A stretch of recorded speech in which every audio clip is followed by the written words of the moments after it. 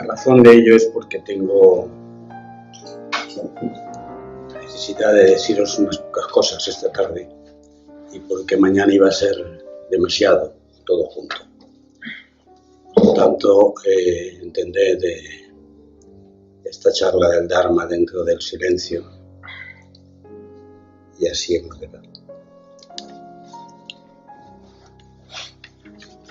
No termináis de aceptar venir a ser nadie.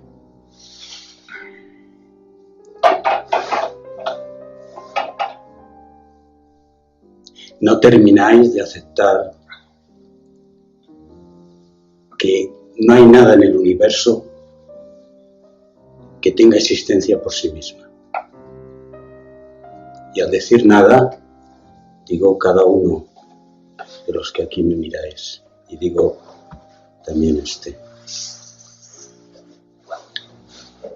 Nos suena o bien a una historia interesante, una cosa del budismo que metemos en uno de los cajones teóricos de nuestra existencia y lo administramos, pero no dejamos que nos moleste demasiado. O produce tal cataclismo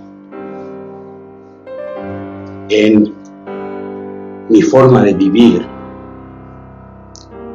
que me resisto profundamente. Porque todo me llama a ser alguien. ¿Qué es esa moda de Facebook? No es ninguna moda, ¿eh? Seguro que aquí señalo y casi todos tenéis Facebook. WhatsApp. Deseo de tener un nombre, de estar. Toda la pulsión de nuestra existencia es una pulsión desde nuestros genes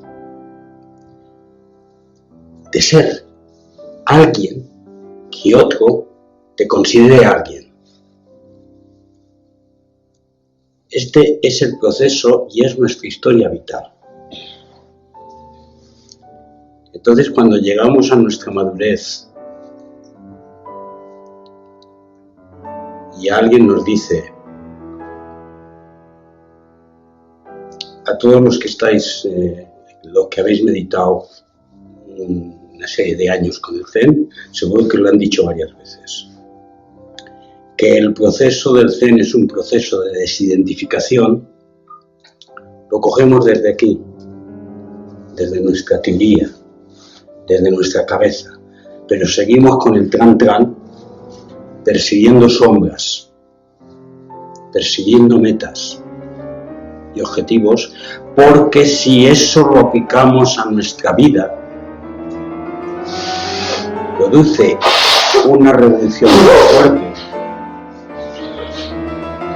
que nos hace cercanos a la locura. Nos da miedo.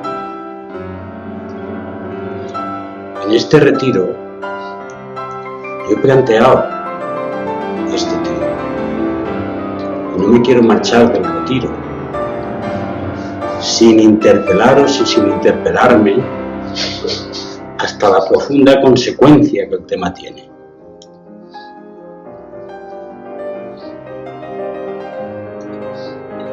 No importa.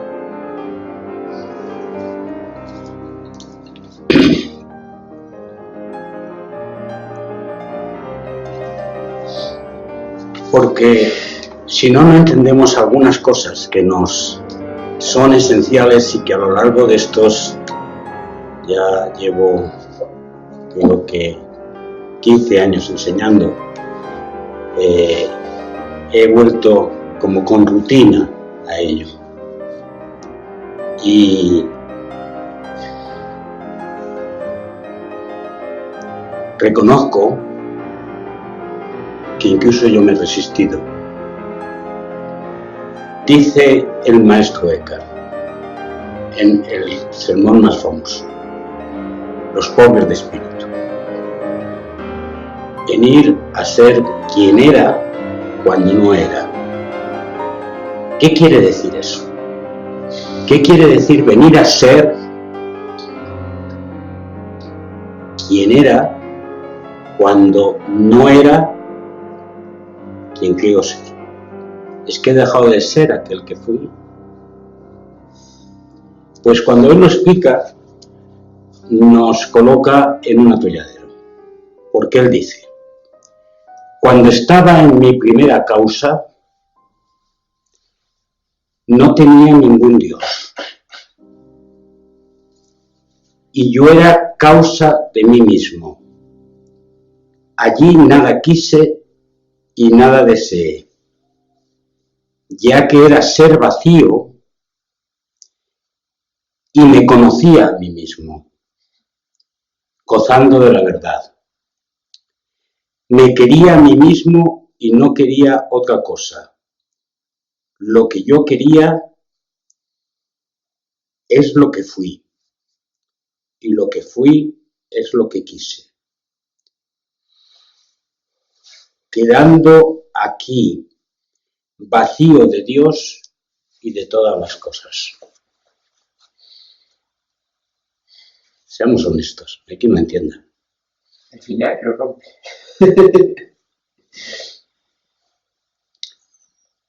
Habla de vacío, de realidad separada.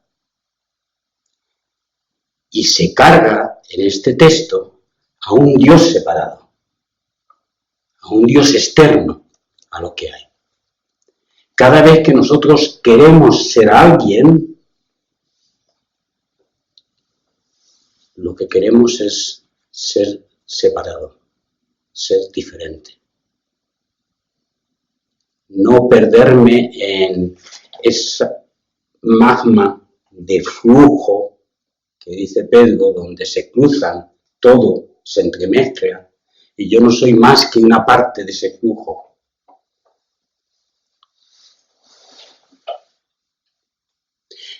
Creo y os pido que miremos desde el corazón este tema, no desde la cabeza. Y que tengamos, os lo he repetido muchas veces, la paciencia, la ternura y el cariño de nuestra existencia para lo que no podamos comprender, no aceptarlo, no comprenderlo, pero que lo que podamos comprender, masticarlo. Y en este sentido, creo que debemos hacer un recorrido de nuevo de nuestro propio itinerario para sacar las consecuencias de lo que significa este pulsión, anhelo de venir a ser nadie. Porque mañana yo quiero trabajar con vosotros los agregados. Quiero que trabajemos a practicar eso de estar vacío de realidad inherente y ver cómo eso en nuestra vida cotidiana lo podemos hacer. Se puede convertir en un acto compulsivo, voluntario, de intentar mejorar mi existencia, vaciándome de aquellos aspectos de mi personalidad que son tan que suenan demasiado y que me hacen egoísta, y entonces lo voy a cambiar de otra manera, pero mantengo el meollo, mantengo la perla de mi propia identidad. Y yo lo que estoy pidiendo, y me lo estoy pidiendo a mí mismo, yo lo pido a vosotros, es que soltemos esa perla, al menos alguna vez, al menos en algún momento. Y la real práctica del Zen es eso, soltar esa perla.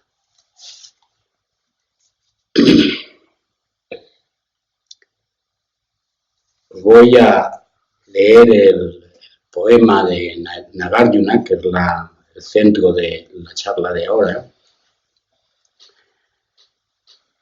que habla de la libertad de ser nadie.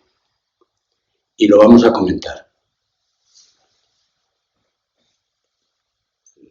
No he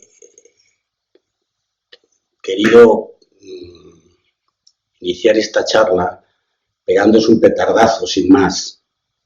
A veces es necesario, y es lo que yo percibía dentro de mí, la necesidad de deciros, ¿realmente nos creemos esto? ¿Realmente nos creemos el compromiso que significa sentarnos en el cojín? Porque yo creo que eso es lo que me pedía el momento, y por eso os lo digo. Por lo tanto, si alguno de vosotros se siente incómodo por la interpelación, pues muy bien, está bien. Pedro, no sé si está Melba viéndote, pero es que no se te ve. ¿No se me qué? Que no se te ve, que hay un cuadro delante de tu cara. Sí, pero Melba me ve. Ah, vale. Ese cuadro no significa nada. Está bien, el toque. Bloqueado por la confusión, he sobrevivido en busca de un destino, a través de actos impulsivos. Con estas tres frases, Nagarjuna, que sabéis que es uno de los grandes del budismo del siglo II, así como 7 siglos después del Buda, y que lideró una escuela contestataria dentro del budismo, define la historia del ser humano. Bloqueado por la confusión. ¿Qué quiere decir? No saber de qué va esto. He sobrevivido la existencia porque me he marcado un destino, una meta, un objetivo.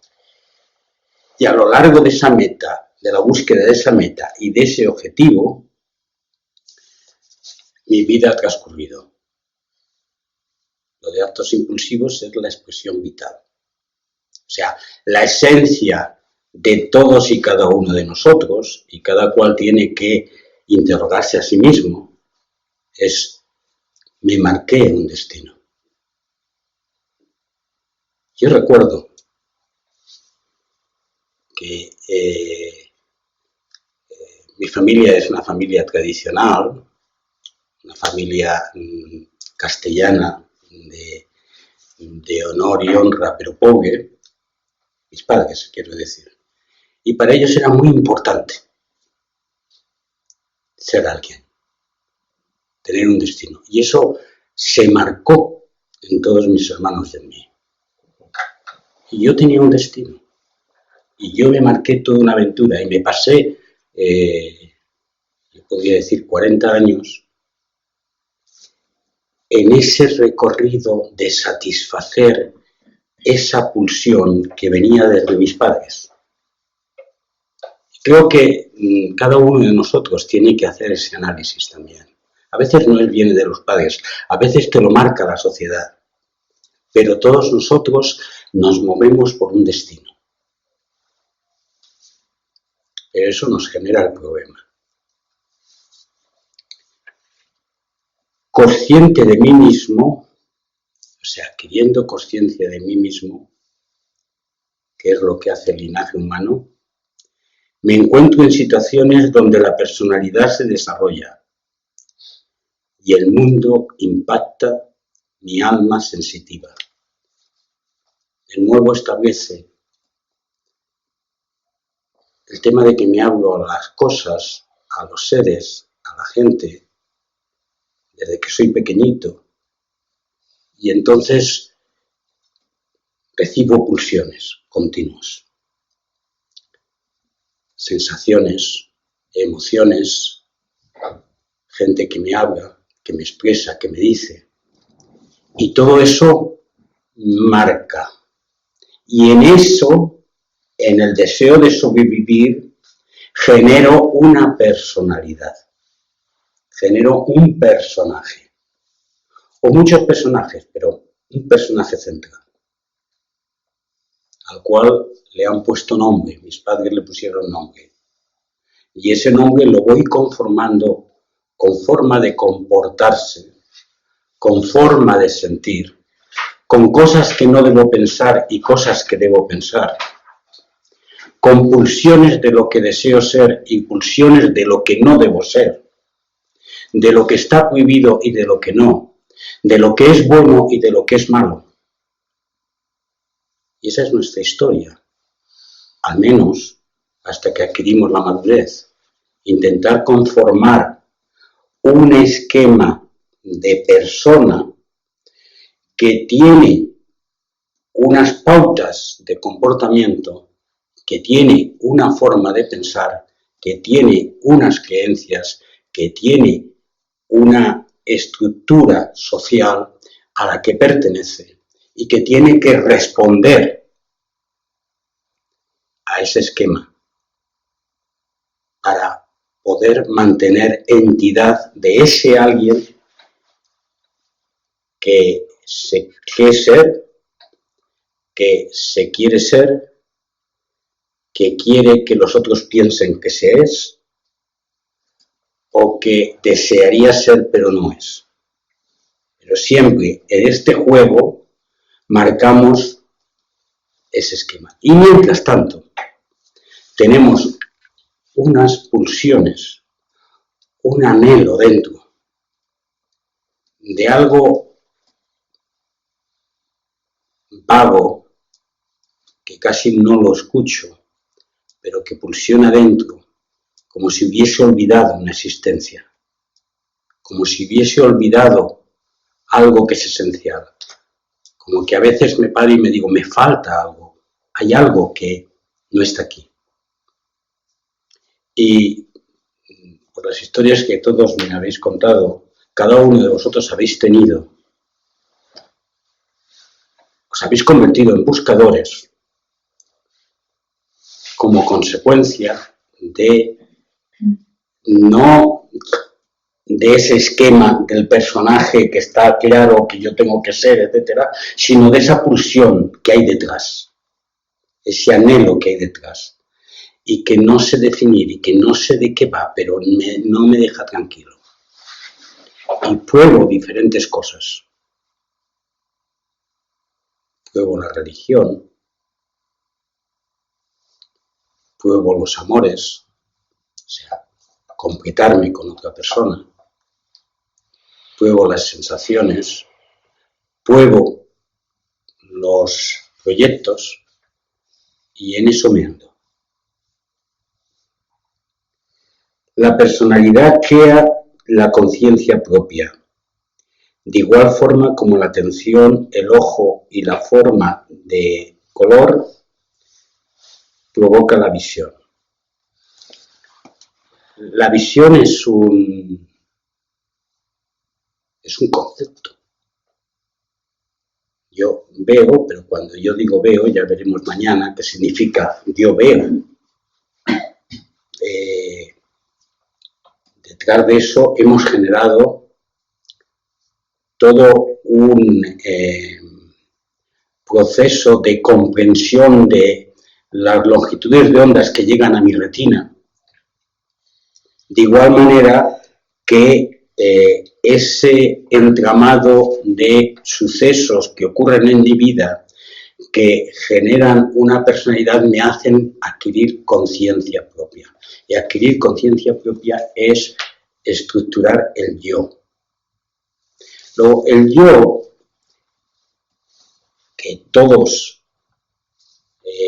consideramos en nuestra vida ordinaria como el elemento último a quitar, pero que aquí lo ponemos en tela de juicio, es el resultado de un entramado de sucesos y de historia al cual le damos nombre.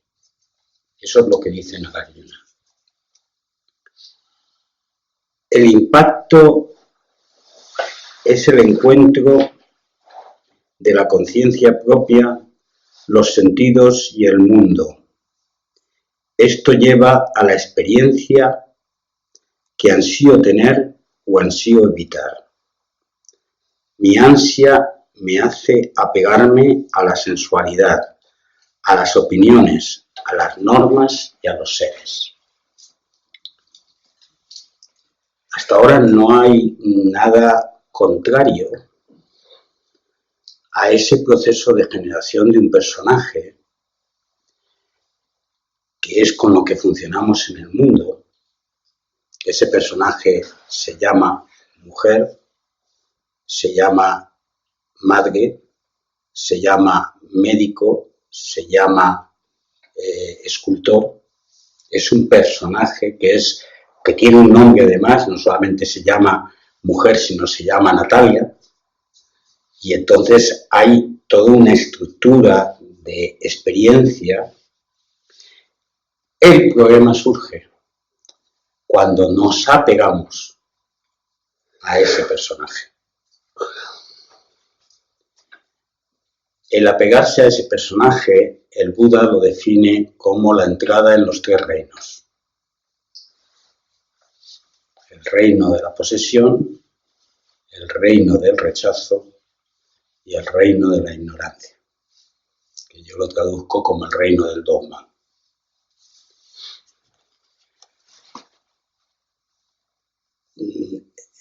Me cuesta, quiero que me entendáis y no sé si a veces me entendéis, pero lo intento al menos.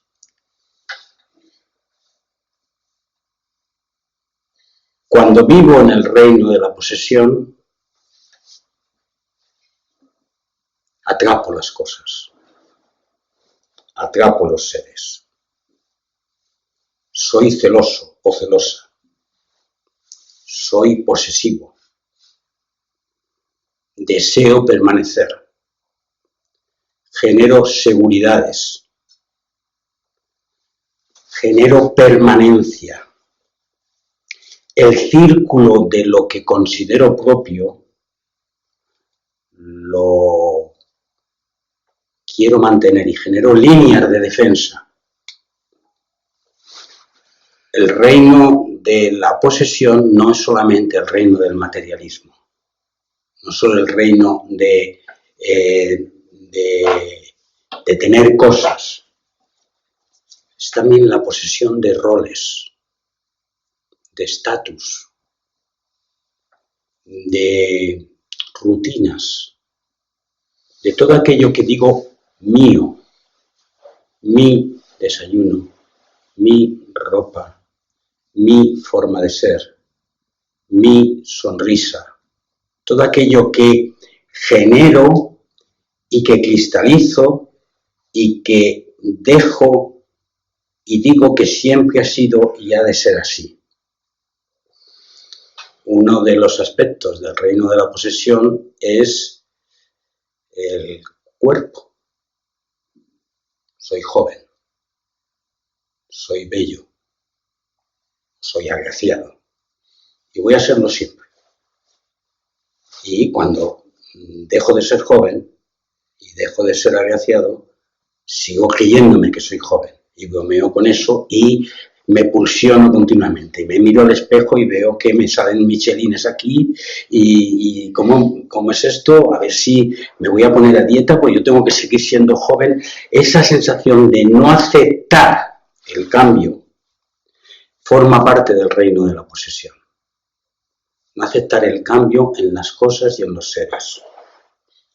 El reino de la posesión es el reino de los matrimonios fracasados que no se separan aunque les aspen. Le da mucho miedo soltar. Y es el reino de la dependencia posesiva.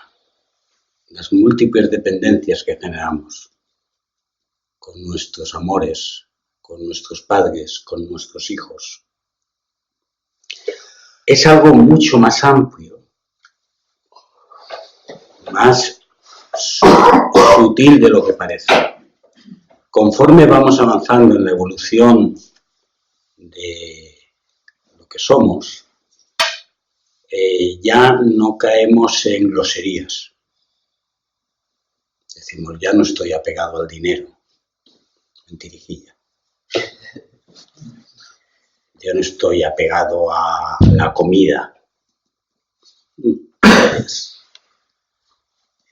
estoy por encima de. Pero nos apegamos a... También hay apego al Zen, ¿eh? También hay ese tipo de cosas, de apego a la vida espiritual. Hay toda una serie de capas, porque el problema es que cuando salimos de ese reino, rompemos con la identificación en gran medida. Si no es mío,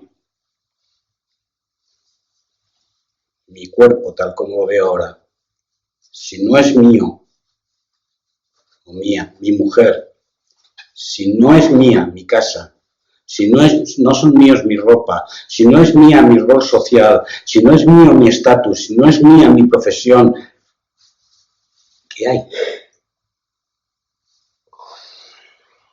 Y por eso salir del reino de la posesión es complicado. Salimos en un aspecto y entramos en otro, habitualmente. ¿Os estoy aburriendo? Bueno, si os aburro me decís. El reino del rechazo es la generación de la diferencia.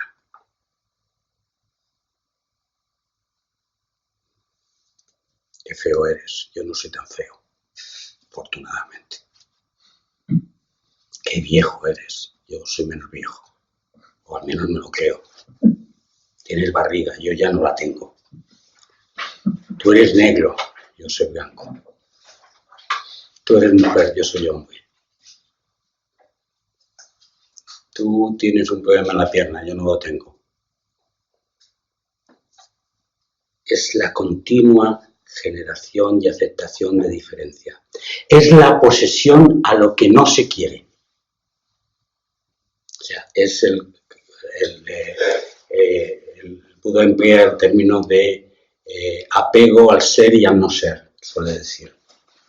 Pero todo eso genera la xenofobia, genera el machismo,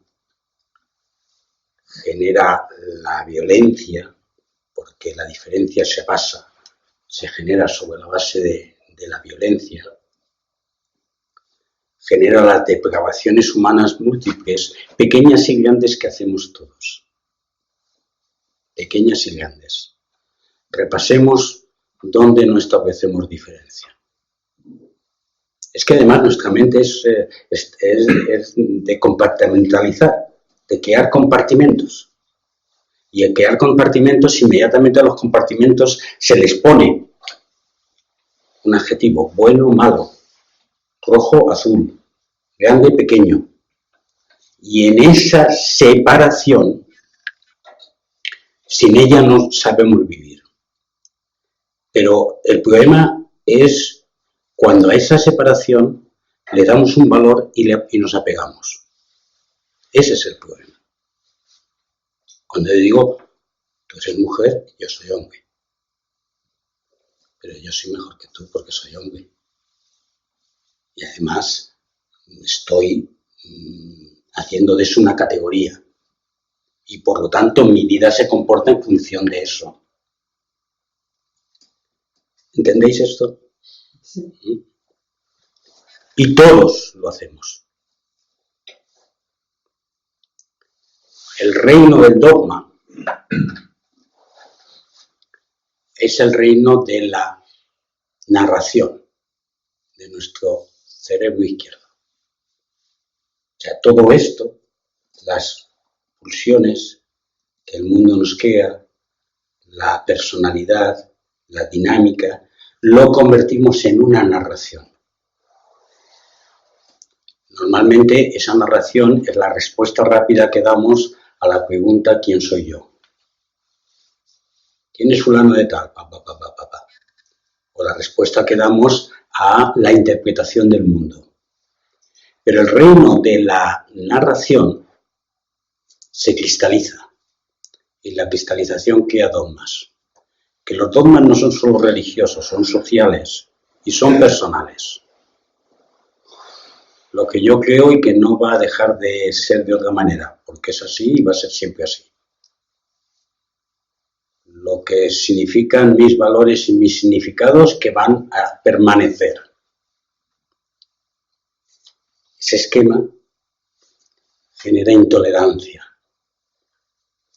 genera, bueno, es la fuente de las guerras, porque ha sido el dogma, la legitimación por la vía de la cultura, por la vía de la ideología o por la vía de la religión del enfrentamiento de unos seres con otros. Y ese esquema genera también los exclusivismos, las incomprensiones, las cerrazones que vivimos en grande y en pequeño en nuestra vida. Óscar, esto ya me lo has oído antes, ¿no? Soy muy viejo yo en esto. Sí, pues es bueno que ahora lo vuelvas a oír. Porque esto es la causa del sufrimiento. Esto es la causa de por qué nosotros sufrimos y hacemos sufrir.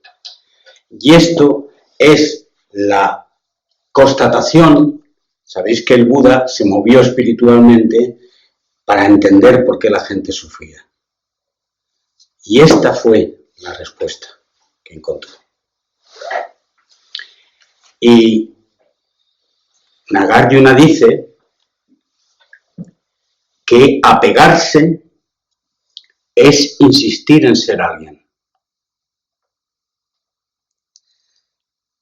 Apegarse es insistir en ser alguien. O sea, vincula nuestra compulsión a ser alguien al apego a nuestras posesiones, a nuestros rechazos, a nuestros dogmas. Y añade a continuación, para que no quede espacio, no apegarse es ser libre para ser nadie. No apegarse es ser libre para ser nadie. Es que ser nadie es el destino último de la humanidad.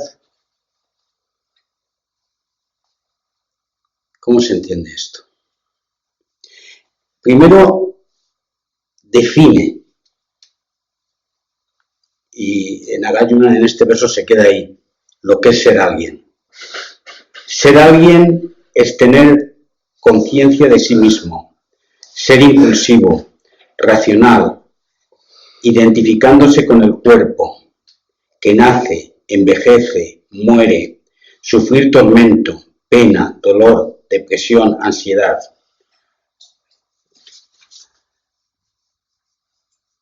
La angustia surge cuando alguien viene a ser. Cuando alguien, entre comillas, viene a ser. Los actos impulsivos son la raíz de la vida. Los tontos son impulsivos, pero los sabios ven las cosas tal como son. Pero no cita el por qué hay que ser nadie. Se queda en este tema.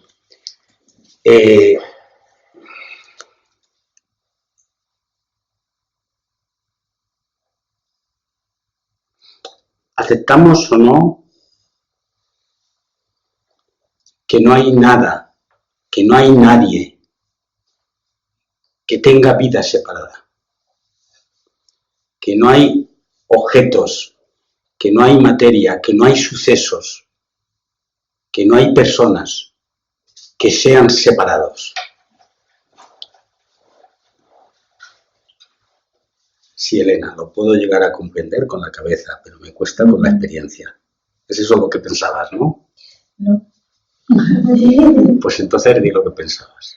No, estaba escuchándote, no estaba pensando Bien, nada más allá. pero yo es la respuesta primera que me daría.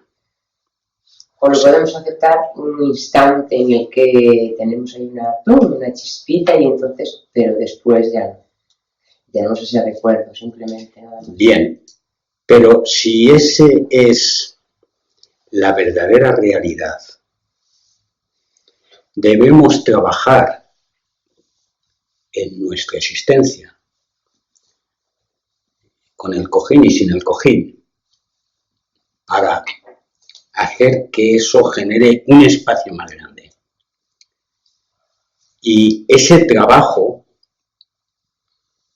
como hemos dicho varias veces, nos puede complicar un poquito la vida. Pues porque nos desestructura. Como decía, me parece, María Jesús el otro día, nos hemos pasado 40 años estructurándonos y ahora nos desestructuramos. Pues menuda faena.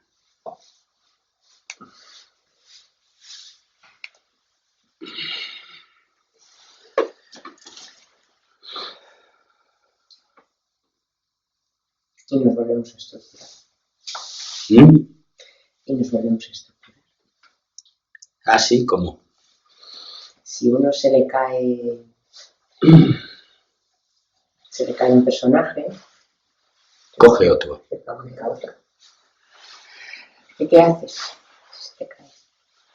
El ser un personaje, el que yo sea padre o el que tú seas profesora es malo. No, pero quiero decir, una cosa es el personaje, pues como madre o el trabajo que desempeña, y luego hay otra cosa que es diferente. ¿Y otra cosa qué? Hay otra, quiero decir, hay una que son, digamos que son roles positivas. que desempeñas como madre, como trabajadora, lo que sea. Porque estamos en un sistema, después está el otro. ¿Y después está qué? El otro personaje. ¿Cuál es el otro personaje? Yo eso no lo entiendo. A ver, un momento. Sí.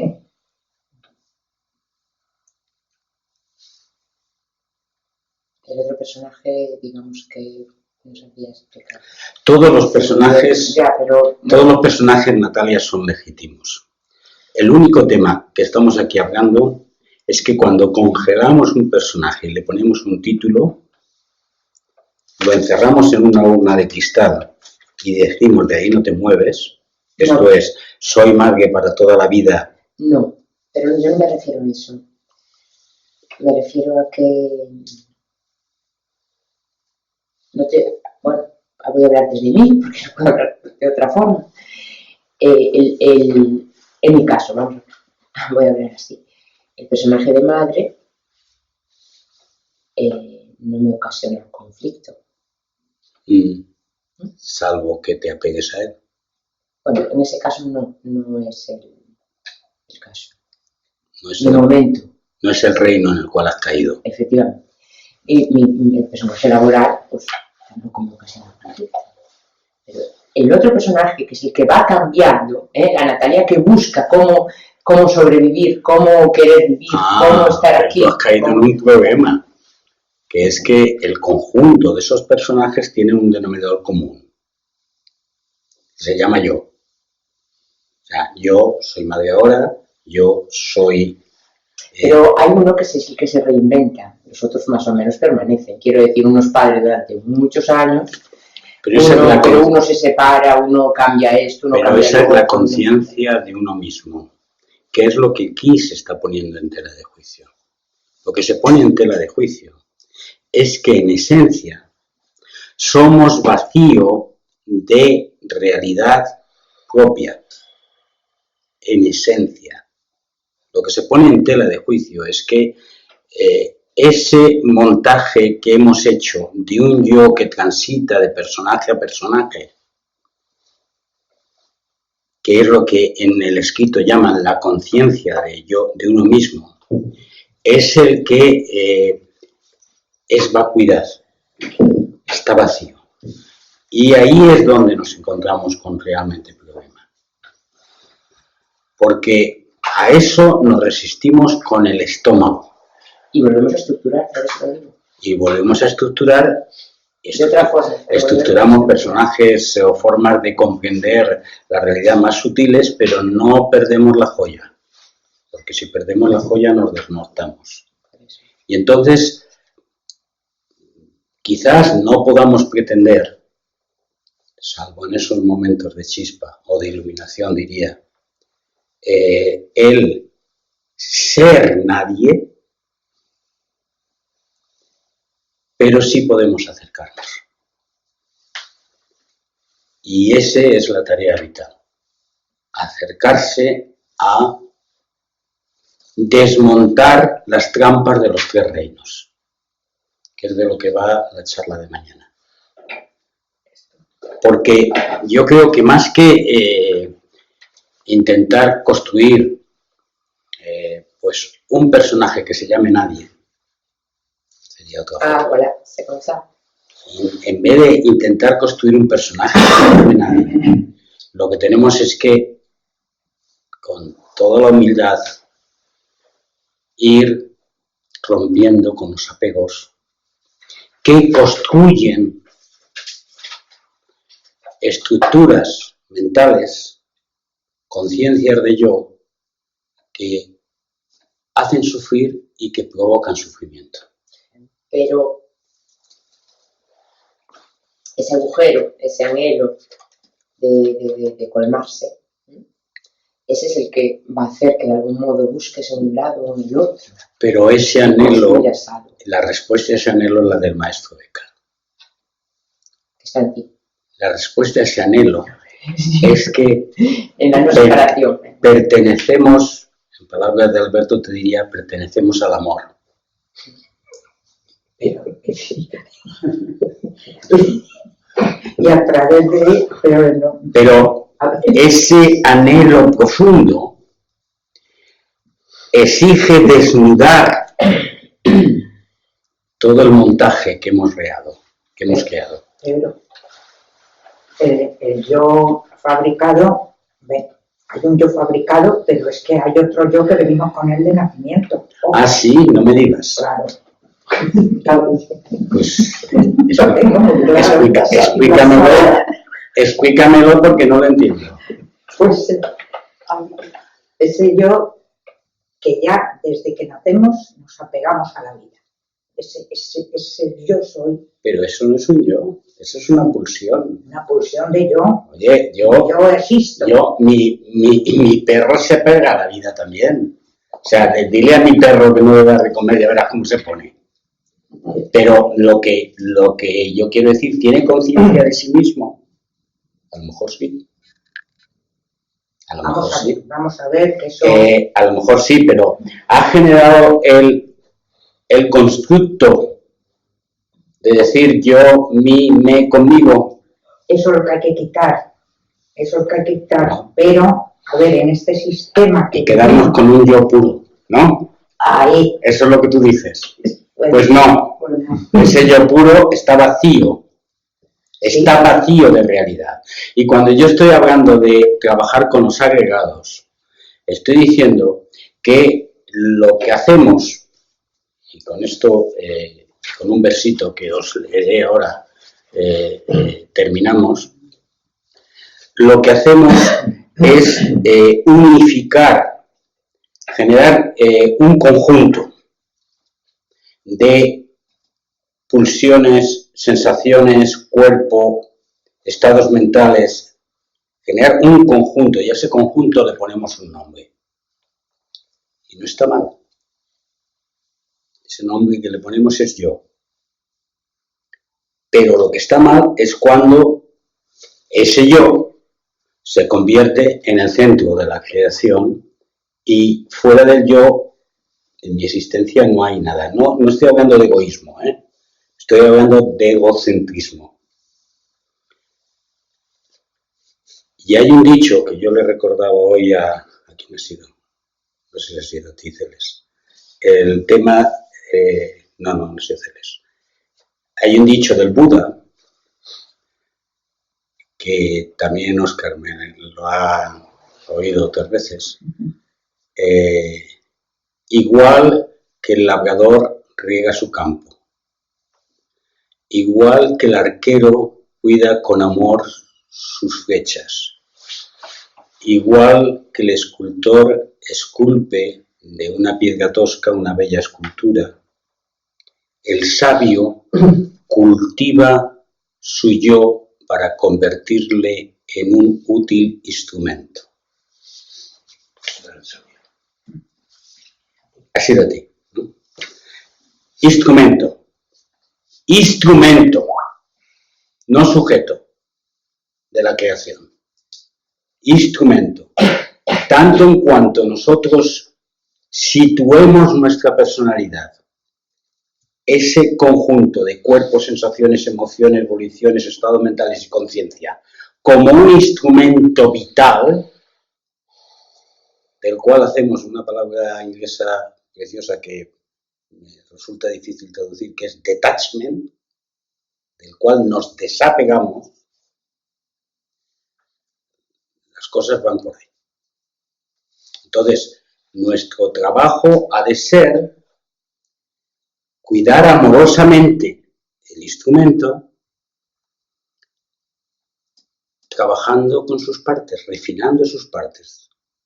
O sea, el escultor no pega 3 mazazos a la escultura y sale la escultura. Emplea el cincel, luego emplea el borno, luego emplea el cepillo. Todo eso son el trabajo con los agregados, que tendremos que ver mañana, ¿vale? Si me das un poquito más de luz para que me ilumines, leo el poema. Te ilumina echando hostias. Pues haz la pregunta antes de que lea el poema. Has empezado la charla diciéndonos muy radicalmente, no termináis de ver tal. ¿Qué es lo que ha suscitado en ti de repente decirnos esto? ¿Algo que has visto en nosotros, algún comportamiento o algo Eso en concreto? lo está diciendo tú y yo. A veces los que acompañamos tenemos una pulsión Percepción. y no corresponde a un análisis mental. Y esa pulsión, pues, el que estaba lleno de pulsiones de ese tipo era Lynchy. ¿Os acordáis de Lynchy? Los que habéis estado conmigo tiempo. Llamaba y decía, ¡calvos! Lo decía por ti solo, ¿eh? ¡Calvos! No entendéis nada. Y se ponía a insultarle a los... Entonces se podía, ahora no se puede. Yo en mi caso había una pulsión en sentido de captar. Melba, yo supongo que tú estás oyendo todo, ¿no? Pobrecita, la tenemos callada. Ya. Sí, ¿no? Escuchas perfecto. Si tienes alguna pregunta también la puedes hacer, ¿eh? Pues la sensación de que el mensaje de nuestro retiro no estaba calando en la profundidad que yo pensaba que tenía que calar. Tenía que removeros más por dentro. Yo, obviamente, no puedo enseñar más que mi propia experiencia. Y este mensaje a mí me revolucionó por dentro. Y he querido dar un poco más de insistencia en el tema. Cosa que te agradecemos porque estaba un poco seco esto ya.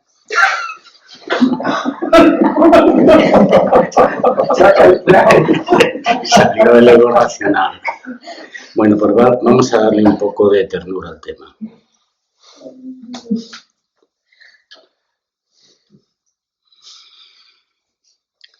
Alguien con nombre y hogar me creía. Ahora nadie, sin hogar soy.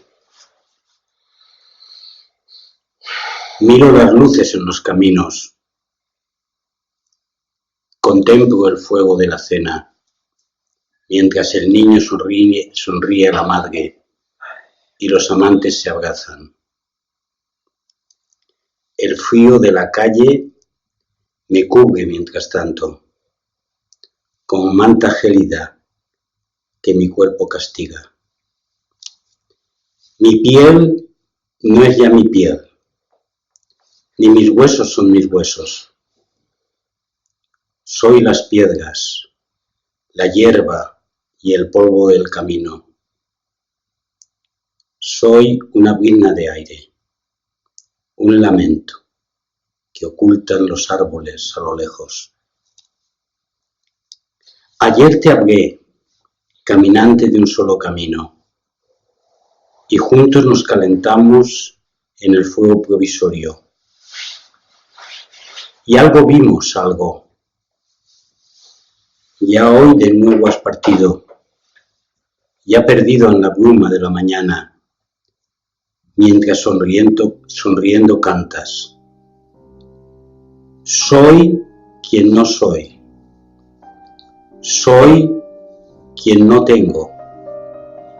Y sin nada ser ni tener, todo lo soy y tengo. El niño, la madre, los amados, la casa y el fuego respiran en mí. Y tú también estás, mi amigo, mientras el frío me agita por dentro y el lamento se convierte en arrullo y mi sonrisa se pierde en la mañana. Autor.